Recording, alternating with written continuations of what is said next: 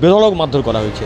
এখন ওকে হসপিটালে ভর্তি করেছি। লাঠি, কিল, চর, ঘুষি প্রায় 40-50 জন মিলে একটা লোককে, ওই রোগা পাতলা লোক দিন আনে দিন খায়, তার উপরে বেধড়ক আক্রমণ করেছে। যে বামপন্থী কাস্তা হাতুড়ি এটা ছবিটার টেপ, কালো টেপ দিয়ে বন্ধ করা আছে। তা আমরা কি চিহ্নের সেখানে ভোটটা দেবো? আমি ক্যান্ডিডেট কমপ্লেন করছি, বাড়ির বাচ্চা, বাবা মা এসে পায়ে জড়িয়ে হয়েছে, তারা কমপ্লেন করবে না। গোটা বাড়ি ভেঙে তছনছ করে দিয়েছে, কমপ্লেন করতে পারছে না, এত বিদেশ সন্তুষ্ট হয়ে আছে।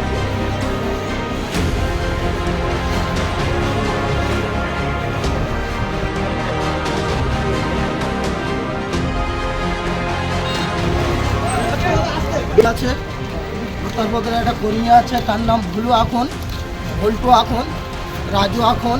বন্ধুকে বার্তা দিয়ে মেরেছে? না বন্ধু না, আমি প্রিন্সিপাল অফিসারকে বলছি স্যার এটা কালো টেপ দিয়ে বা যে বামপন্থী কাস্তা হাতুড়ি এটা ছবিটার টেপ, কালো টেপ দিয়ে বন্ধ করা আছে। তা আমরা কি চিহ্নের সেখানে ভোটটা দেবো? সাধারণ ভোটারে এসে ভোট দেবে, কি চিহ্ন ভোট দেবো? বলতে পেস্টিং অফিসার দুটো রেজেন্ট অফিসারকে ডাকবো, আমাদের রেজেন্ট বসতে দেয়নি, তাদের ডেকে দেইকে তারা তুলে দিয়েছে। দিতে বলতে তোর ভোট দেওয়ার দরকার, ভোট দিবি চলে যাবি। তাই বলে এটা কি মগের মূল্য? জনসাধারণ ভোট দেবে, যদি সিম্পলটা যদি চাপা থাকবে তা ভোটটা দেবে কোত্থেকে? হ্যাঁ, তো সিপিএমের আর বিজেপি দুটোই চাপা দেওয়া ছিল। এবার আমি বলতে আমাকে বাইরে আসতে আমার জামার কলার ধরে দুমদাম মারতে আরম্ভ করে দিয়েছে, উল্টো পাল্টা লাঠি, চর, ঘুষি, যে যার মতন মারতে। কোথায় হয়েছে? ওটার আমাদের সরিষা অঞ্চল, নাহান নাবু।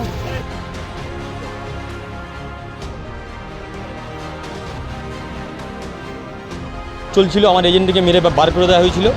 তো সাধারণ মানুষ, আমাদের কর্মী সমর্থক যারা ভোট দিতে যাচ্ছে, গিয়ে দেখছে যে ব্যালট বক্সের উপরে কালো টেপ মারা আছে। এই অভিযোগ আমি গোটা লোকসভা কেন্দ্রে বিভিন্ন জায়গা থেকে পাচ্ছি।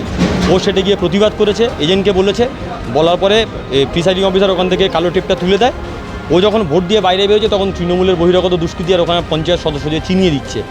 তার নেতৃত্বে বেধড়ক মারধর করা হয়েছে।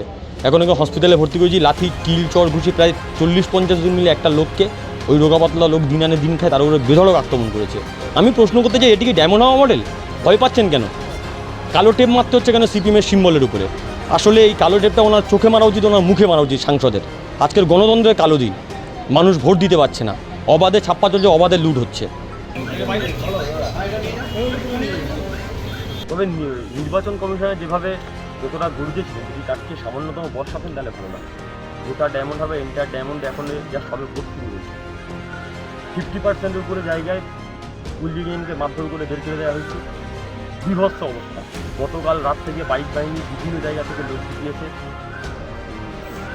নদী বের হয়ে এদিকে মেদিনীপুর থেকে ঢুকেছে, সাতগাছিয়া থেকে ঢুকেছে, দুগালি থেকে ঢুকেছে, ফুলতুলি, গোসাবা পাশুন থেকে প্রচুর লোক 10,000 টাকার বিনিময়ে ঢোকানো হয়েছে। সেই লোক বাইক বাহিনী গোটা ডায়মন্ড হাওয়া যে রাত্রি বেড়াচ্ছে, কোথাও এজেন্ট করতে দিচ্ছে না, মানুষকে ভয় দেখাচ্ছে, ভোট দিতে যাচ্ছে। আজকের এই আমার যে বুথে ভোট দিয়েছি, আমার পোলিং এজেন্টকে ভয় দেখানো হয়েছে।